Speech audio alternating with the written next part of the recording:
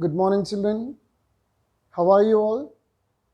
Hope all of you are doing good. Welcome back to class 6th English. So, in the previous class, we discussed Unit 1 A reading. Hope that you remember it. Now, along with that, let me tell you Unit 1A listening and speaking. I know that all of you are well aware about the story of the mongoose and the snake. So, in our Unit 1, in listening and speaking, we have the same story. Once there lived a farmer and his wife, and they had a small child. Both father and mother, they loved the child very much. They had the only son, right? Now, they decided that the child should have a pet. We know that in all your house you have a pet animal. Either it can be a cat, or it can be a dog, or it can be a parrot, etc. The same thing, the same way, the husband and wife, they decided their child needs a pet. And once, when the farmer was working in the field, he could see a small mongoose, a baby mongoose. You know what is mongoose, right? Who is their best enemy? Snakes. Okay, so the farmer happened to see that small baby mongoose, and then the farmer brought the mongoose home. And you know one thing, when we tame this mongoose, they'll also become like domesticated, like the dog or the cat. They'll become well familiar and well acquainted with us. And the farmer brought the mongoose home, and then he told his wife, see, our son has got a best friend. Okay, I have got a pet.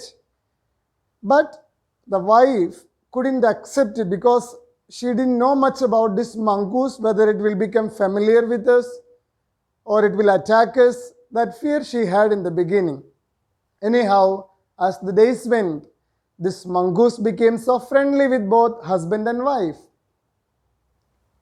And they fed the mongoose and they treated the mongoose just like their second child. Okay, the mongoose became so friendly and they started living happily. The mongoose didn't do any harm to any of them, even their small baby. The mongoose started playing with the baby.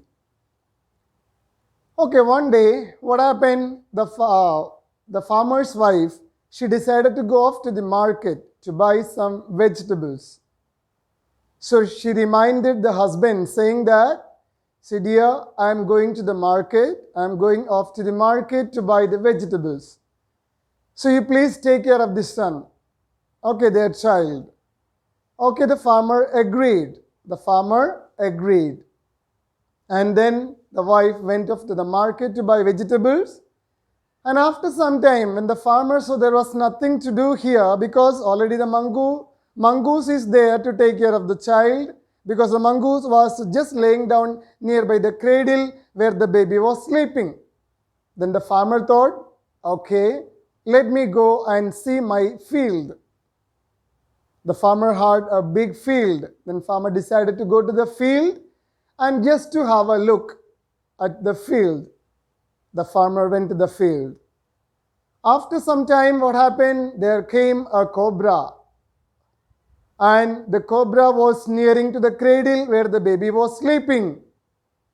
The mongoose was really observing the baby, saw the cobra, and they started fighting each other. Finally, the mongoose killed the cobra. But unfortunately, what happened, you know? As soon as the wife was entering the house, she could find the blood stain everywhere on the floor. Okay, the wife, she was coming home and she was nearing the entrance of the house. There she saw the blood stains everywhere on the floor. She misunderstood. What did she think, you know? She thought that the mongoose have killed my child. The mongoose has killed my child. In a hurry, without any thinking, she came home inside and she saw everywhere blood stain. But she did not see the cobra which was torn into pieces by the mongoose nearby the house. She thought that my child is being killed by this mongoose. She didn't think anything. She took a stick and started beating, and then she had beaten the mongoose to death. The mongoose died. After that, when she came near the cradle, she could see her own baby. The child was sleeping peacefully. There she got shocked. What happened? Then what is a blood stain? When she checked around, she could find in the corner of the house there was a dead cobra. The cobra was torn into pieces by the mongoose. Then she realized, oh my God, it was the blood stain of the cobra, which was about to kill my child maybe. So the clever mongoose killed the cobra. But meanwhile, when she went near the mongoose was already dead. So what do you understand? What is the moral of the story? We should not be in a hurry. We have to think. Okay, hurry makes us into worries. We get into worries. If she could just see around and see the snake, she could have not killed that mongoose. But she didn't think about it. She was in a haste, came home, killed the mongoose. And then she started crying. What is the use? The dead mongoose cannot come back to life, right? And the husband came. She explained everything. And both the husband and wife, they became so upset because their pet animal, the mongoose, was dead. So, the moral of the story is, don't take any decision when you are angry, or don't take any decision when you are in a hurry. Okay?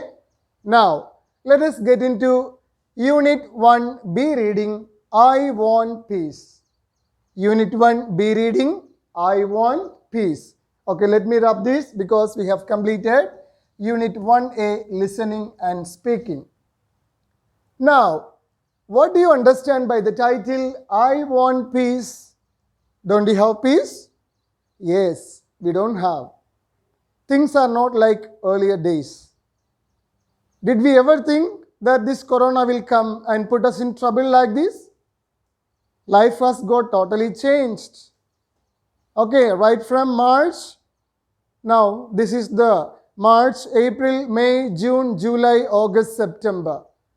Now, this is the 7th month. The 7 months, what all troubles, not only we, the whole over the world, people alike, rich or poor, we are facing a lot of troubles because of this corona. Now, we have no peace. We have no peace of mind.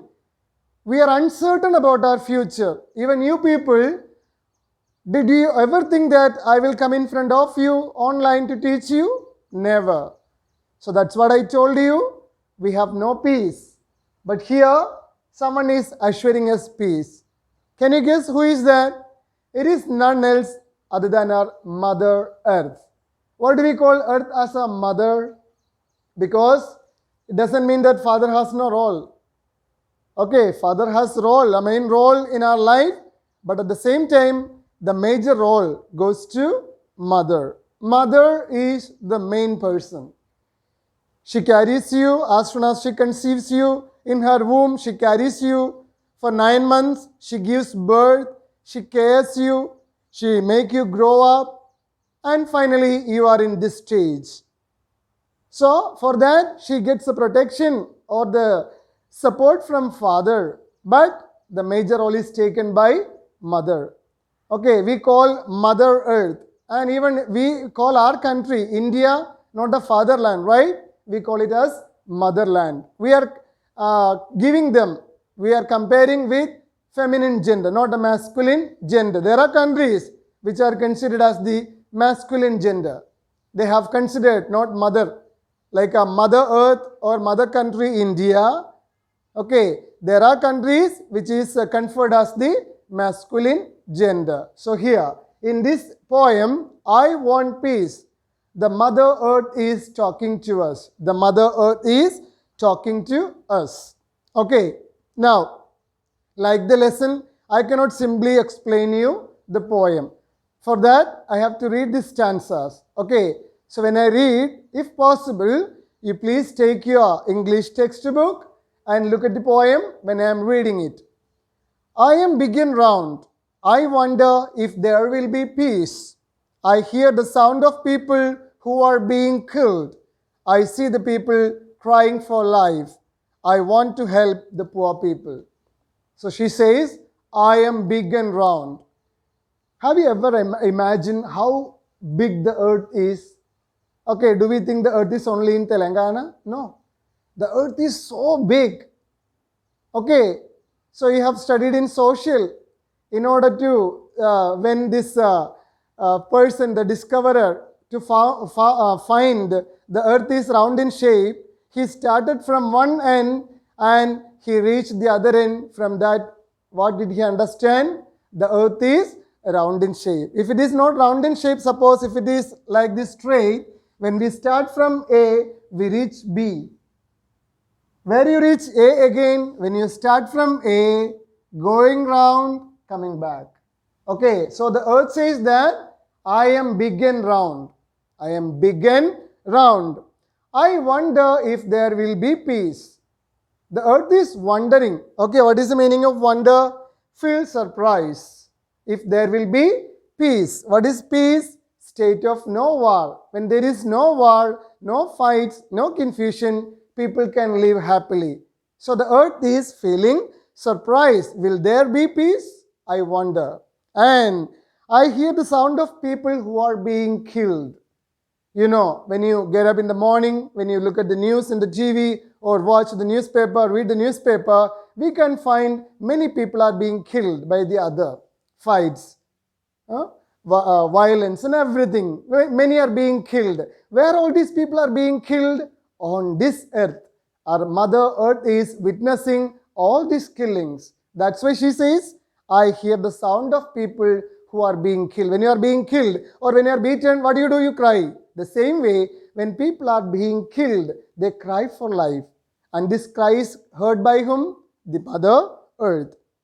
I see the people crying for help. When people who are being tortured by the others, when they cry for help, the same cry is also heard by the Mother Earth. That's why she says, I hear the cry of people. What they are crying for? Help, please help. And I want to help the poor people. The earth says that she wants to help the poor people. She doesn't say that she wants to help the rich people. She says that she wants to help the poor people. Okay, so once again, the earth says she is big and round and she wonder if there will be peace. Wonder means feel surprise.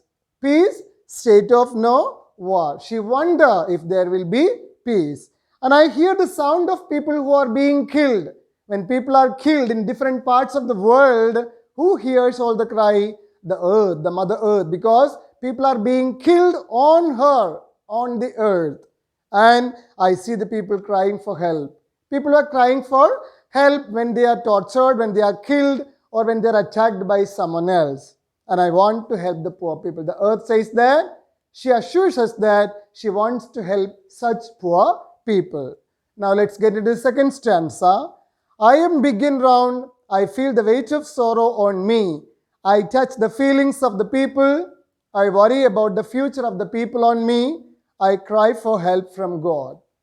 Okay, well, so once again she says, she's repeating always that she's big and round. I am big and round. I feel the weight of sorrow on me. You know, all these weights are carried by our Mother Earth.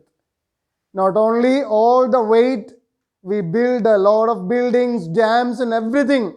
All these weights are carried by the Mother Earth. She doesn't bother about it. But now she bothers about the weight of sorrow on her. What is sorrow? Sadness. The weight of sadness is becoming more and more and more. Suppose when your parent, when your father or mother scolds you or beats you once, what do? You start crying or you'll become upset. Now you are one. Once you think about the whole people all over the world, then who carries all the sorrows? The Mother Earth. That's why she says that I feel the weight of sorrow on me. I can see a lot of people are being suffered. They are being tortured. And this Mother Earth is witnessing all this sorrow on her.